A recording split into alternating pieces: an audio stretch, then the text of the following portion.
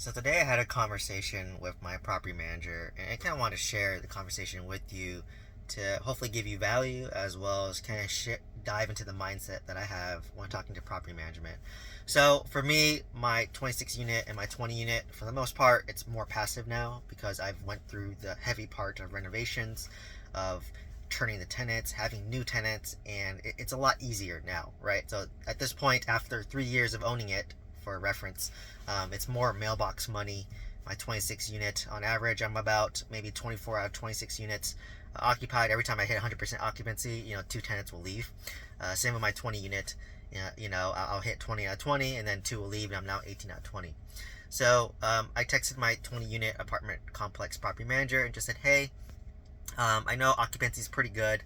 I was 19 out of 20 at the time, but I was looking through the rent roll and noticed that some tenants were paying, like one tenant was paying like $275 a month. He was an existing tenant that I inherited like 3 years ago. But he's been paying on time. He had to deal with the renovations, and he's been a good steward of kind of tattletelling on the not so good tenants. So, we didn't really want to rock the boat with this tenant until we were more stabilized. So, so he was 275, and for reference, our newer units are renting for about 550. So he's at least half of what the market rent is. And, his unit hasn't been renovated. We don't remember the condition of the unit, but it's not going to be as nice as the other ones that have been renovated, obviously. So I just asked, and there's other tenants who were, their rent was maybe low 400s, and like I said, market rent was 550. So I asked my property manager the question, hey, do you think it's a good time now to potentially raise the rents on some of the tenants who are below market, or do you think that would rock the boat too much? So I throw the question into the property manager's court, and she was just like, you know what? Let me take a look at the rents. Let me see when the leases end. And most of these existing tenants, their leases already are month to month, right? So we could, potentially raise the rents on them, but we want to do a fine balance where you want to reward loyalty, you want to reward consistency, and you want to reward the tenants that have been there the whole time, right? Because that's the whole point. You want your units filled. So I said it's a fine balance of not being too far below market rent, but also retaining occupancy and retaining these good tenants. So if we were to raise rents, then obviously we would maybe make some renovations, right? So we're not going to go fast. Like if you're at 275 and market rent is 550, we're not going to just say, hey, you're going up to 550, good luck. No, like realistically, we would gradually bump it up, a year at a time. And if we do bump it up, then we're going to renovate some of the property, maybe give you a new ceiling fan, maybe new appliances. We'll look, right? It's an opportunity to assess, upgrade it a little bit, renovate a little bit, and then raise the rents gradually over time, right? So it's a fine balance of having good tenants without being too far below market rents, without messing up your occupancy, right? So I literally just said, you know what? If you're sensing that people are leaving because of this rent raise, that's fine. Just keep it as is, and we can just gradually raise, right? But a lot of these tenants, they know that they've been getting a good deal. They know that I've been renovating the units, and we've been charging what the other rents are. They know, right? They're probably talking to each other, and they can ask and say, well, how much are you paying? They know it's like 550 because it's a more renovated unit. So we're going to factor in the condition of the unit, what renovation is needed, and then what to raise the rents to gradually over time, right? So right now, the strategy was 18 out of 20 units are occupied, so 2 units are rent ready and vacant. So let's just rent those 2 units out first. And if we're 100% occupancy, at that point, we might approach maybe 2 to 4 people who are way below rent and said, hey, we want to renew your lease, and this will be the rent options, and then see what happens, right? And obviously, we're assess the condition of the unit, and then, we might do some upgrades, some renovations, so that, we're giving value first before we're asking for, additional rent, right? That's the approach I've always done, is give value first and then ask for money later. And usually people, for the most part, like to not be takers, right? And then, so we'll try 2 to 4, and maybe one will leave, right? But that gives the opportunity to renovate a unit and then raise it up to market rent. So, it's really that fine balance of doing that. And remember that the value of the apartment complex is based on the net operating income, which is income minus expenses divided by the market cap rate. So my expenses are pretty stable now. So if I'm able to increase the rents by $100 for one unit, for example, or collectively, times that by 12, that's 1,200, and you divide that by the cap rate of, let's just say, 10%. So I increase the value by $12,000. So I know a lot of people say, oh, you're being an evil landlord, raising rents on people.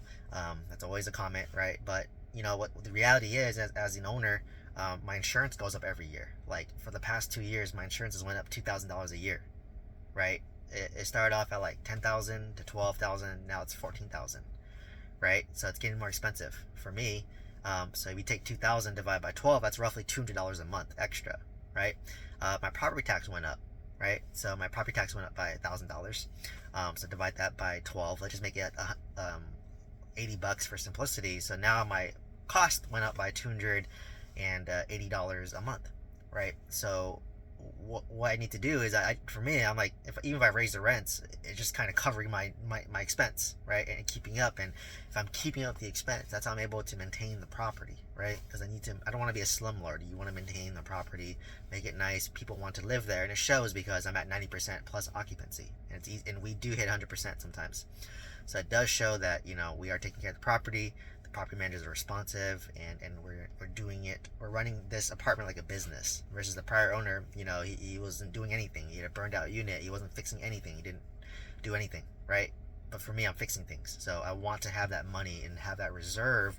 So in case there's a huge plumbing issue, there's a roof issue, that I have the money to cover that, right? So that's what I'm saying. Like, people don't realize that as renters, you have fixed expense.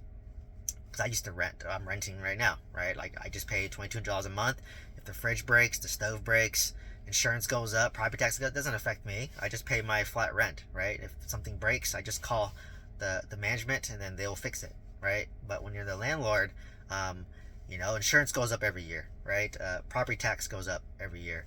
If your fridge breaks, you gotta fix it, right? Like, literally, I'm getting $550 of rent if the fridge breaks. The fridge costs more than $550. I just lost your month's worth of rent, right? If I replace the stove, $550, I have to replace that. So, the margins are very thin. So that's why I said you have to, if you want to stay afloat long term, you have to gradually increase your rents and be closer to that market rent, but also giving value to making sure the unit is nice. So, because I know the word raising rents is very triggering for people, because, yeah, it's hard, right? I get it. But I also understand the other side too, where as long as the landlord is reasonable and is maintaining the property, then it makes sense, because nothing gets cheaper. Everything gets more expensive, right? Like, minimum wage in California is gonna be $20. I'm not sure it's California or across the whole U.S., but it's now $20 an hour. So the handyman's gonna be more expensive, the cleaners are more expensive, the lawnmower is more expensive. So all these expenses start to add up and they start to compound. And if you're not increasing your income and increasing your expenses, your NOI goes down, your value goes down, right? So you have to not be too far below the market rent. So that's the challenge that landlords have. Well, a lot of people don't realize, right? Like, the only time you really make money from real estate is when the properties are owned free and clear. You owned it for like 10 plus years, and the rents have gone up over time.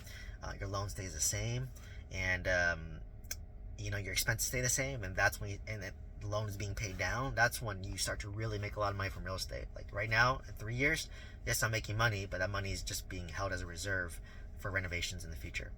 So hopefully this kind of gave you some insight. So, kind of taking back what I told my property managers, the plan is, so we're at 18 out of 20. We're going to try to rent out 20 out of 20. Once those are rented out, and assuming they stay rented out, 20 out of 20, and no one else leaves, we're going to gradually assess the rents who are way below market, get them on a new lease, slightly raise your rents, renovate the units a little bit if needed. If the tenant does leave, I told my property manager it's okay, you don't have to rock the boat. But if they do leave, then there's opportunity for us to maybe renovate that unit for about $2,000 to $5,000, and then we can raise it up to that $550 mark if the tenant decides to leave. So I said that's a great plan, and I said okay, I'll follow up with you in a month. So hopefully this gives you insight as to what it's like to manage a property. My interaction today with property manager after 3 years of owning it. It's a lot more passive now. I'll do another video talking about it. And if you found value from this video, please like, comment, subscribe. Let me know if you have any questions, and please share this video with somebody. Thank you so much.